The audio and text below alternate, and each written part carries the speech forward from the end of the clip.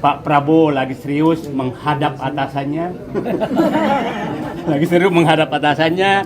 Atasannya sedang sibuk bikin gimmick-gimmick di akhir masa jabatannya. Saya pikir itu. Kalau kita lihat dari tafsir politiknya, ini syarat kepentingan Jokowi kalau menurut saya, bukan kepentingan Prabowo. Saya kira kalau cawe-cawe itu dia punya kekuasaan. Kalau sekarang dia tidak lagi cawe-cawe, tapi minta-minta sudah.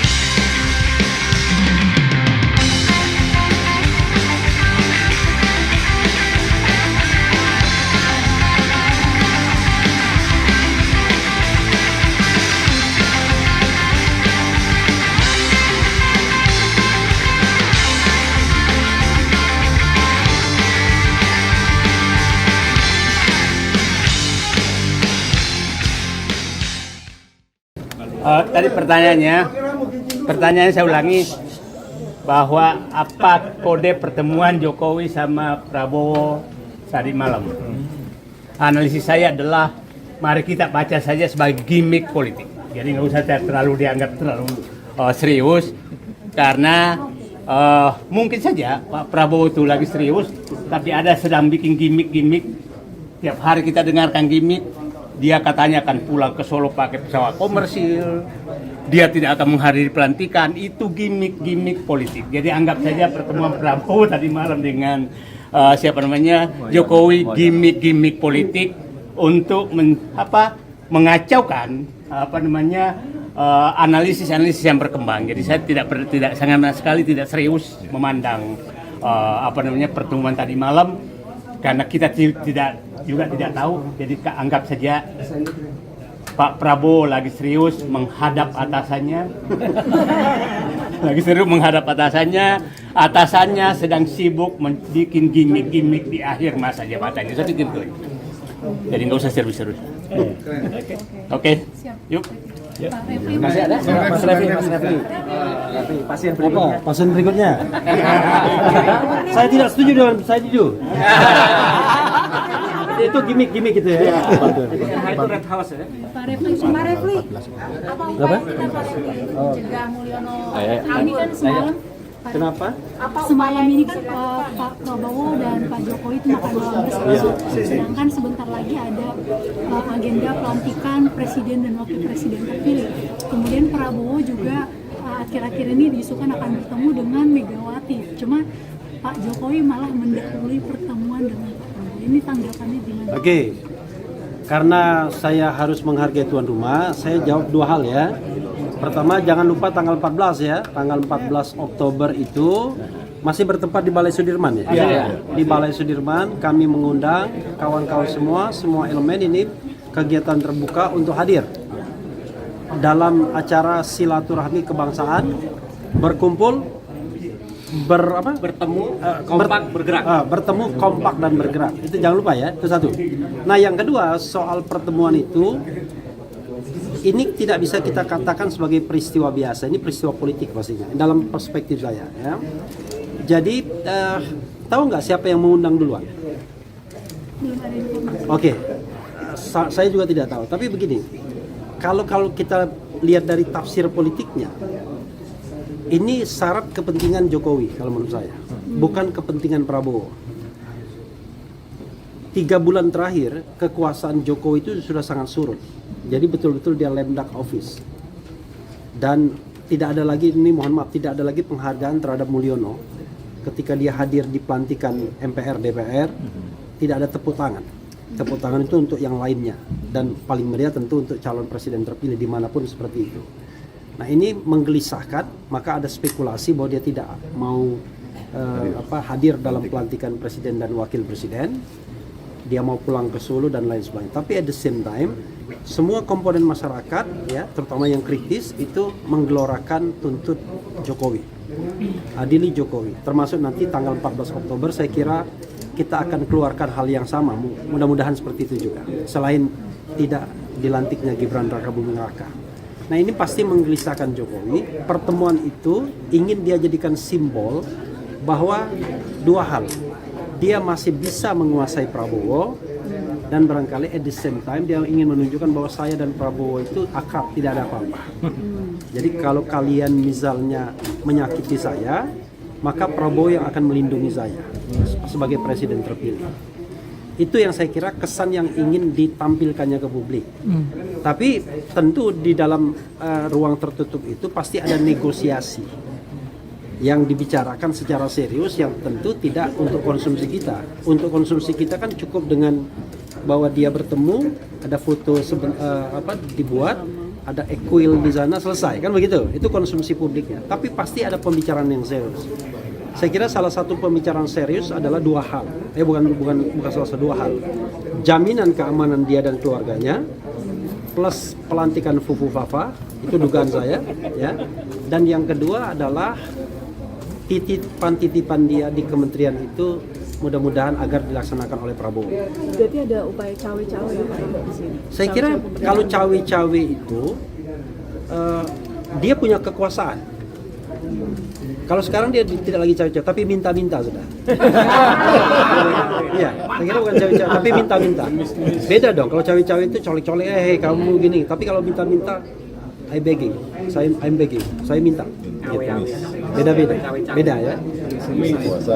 Oke, apalagi cukup. Pak, kan ada isu kalau PD itu ada rencana gabung ke pemerintahan Prabowo. Apakah ini juga salah satu upaya Pak Jokowi untuk tidak memutus? Jadi kalau kita kelompok tanggal 14 Oktober itu kelompok yang tidak galau dengan PDIP mau gabung atau tidak dalam pemerintahan. Kalau PDIP tidak gabung dengan pemerintahan, alhamdulillah. Tapi kalau gabung dengan pemerintahan artinya tugas kita untuk menjadi oposisi. Dan ruang oposisi itu lebar sekali. Makanya saya katakan selamat datang Liberté di sana ya. Kemudian egalite dan fraternite. Jadi mudah-mudahan Prabowo Subianto tidak mewarisi watak Jokowi yang memenjarakan orang yang berbeda pendapat atau orang yang kritis.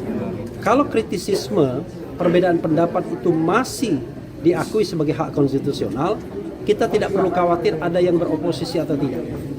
Kalau semua kekuasaan atau kekuatan di DPR gabung menjadi satu, maka biarlah rakyat, biarlah komponen yang kritis, komponen tanggal 14 Oktober yang akan beroposisi kepada pemerintah. Dan kita tidak galau untuk itu. Oke. Merdeka!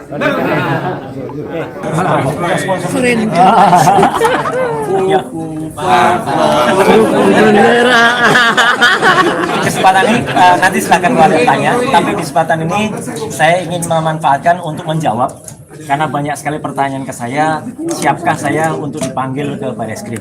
Saya menyatakan alhamdulillah ya, kalau itu benar-benar dilaksanakan, maka sebenarnya ini adalah pintu yang sangat bagus sekali bagi Polri yang memiliki alat yang sebenarnya alat itu dibiayai oleh rakyat untuk mengetahui identitas siapa sebenarnya Fufu Fafa.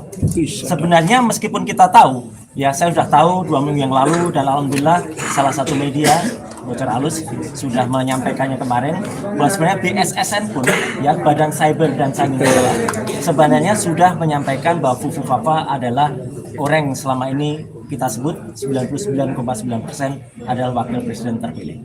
Tapi tidak apa-apa, ya. Saya tunggu laporan atau kata tidak lanjut dari pasukan bau tanah. Ya. Saya menyebutnya pasukan bau tanah, ya, gitu. Bukan bawah tanah. Kalau bawah tanah kan di atas tanah. Ini udah bau tanah, ya. Kayak yang mau dipendem jeru tadi, ya, gitu. Jadi bau tanah. Karena idealnya dialah yang harus menyampaikan dulu bahwa karena melaporkan saya dan saya katanya dilaporkan menghina lambang negara. Ya, sekali lagi saya katakan baca lagi, sekolah lagi, ya.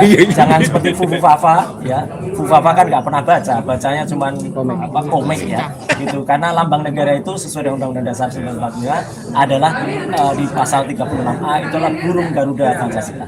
Jadi sekali lagi kita tunggu dan semoga justru dengan pemeriksaan dari Bareskrim, ya Bareskrim nanti harus meneliti akun itu dan kemudian diungkap sesuai dengan temuan BSSN. Dan satu lagi, kalau alhamdulillah nanti insya Allah kalau temuan dari Fakultas Psikologi Universitas Indonesia, Prof. Hamdilu itu akan keluar, maka itu akan jelas siapa sebenarnya Bu Fafa, dan itu adalah membantu kita untuk menegaskan bahwa kita tidak ingin dipimpin oleh salah satu pimpinan yang cacat moral, cacat etika, dan terjebak dalam segala hal yang sangat tidak bagus bagi Indonesia. Ya, kita dukung presiden terpilih, tetapi kita tidak sama sekali tidak menerima kalau wakilnya adalah seperti itu. Bisa dong. Ya. Ngeri, Cukup, ngeri. makasih. Ngeri, ngeri. Oke. Makasih ya. Saya hanya ingin di sini saya ingin menegaskan bahwa ini kali pertama saya tampil setelah saya diundang sebagai profesor tamu mengajar di Turki selama 2 tahun itu. Ya, dan ini karena saya benar-benar merasa prihatin. Jadi saya ingin menegaskan bahwa acara 14 Oktober yang digagas oleh adik saya Faisal Asghar, ya, Faisal Asghar, ini bukan acara yang asal-asalan. Ya. Acara yang memang benar-benar dipersiapkan untuk kembali mempersatukan bangsa Indonesia. Saya ingin semua hadir tanpa ada ketakutan, ya, karena ini kita butuh persatuan. Kita sudah mengalami kemarin ada pembubaran acara di Grand Kemang, ya, tapi jangan takut, ya, karena saya yakin pemerintah tidak seharusnya tidak mengulangi kesalahan lagi. Mari kita datang, mari kita bersama-sama. Ini berdasarkan keprihatinan kita masing-masing. Kembali kita bersama. Nggak usah bingung, saudara-saudaraku sekalian setanah air. Jangan takut mau berapa juta manusia, berapa miliar manusia datang ke Indonesia.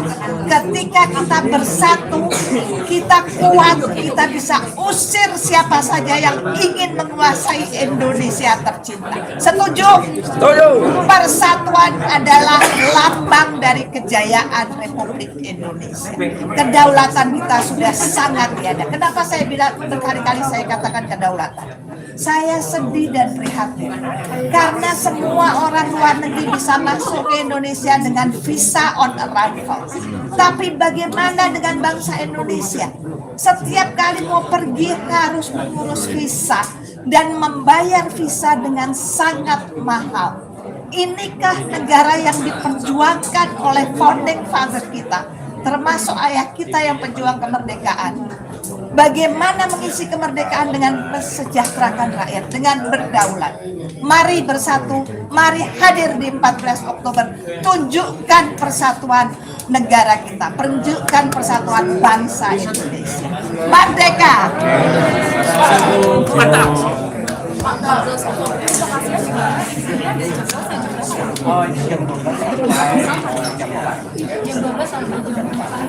Terima kasih. Kita ngomongnya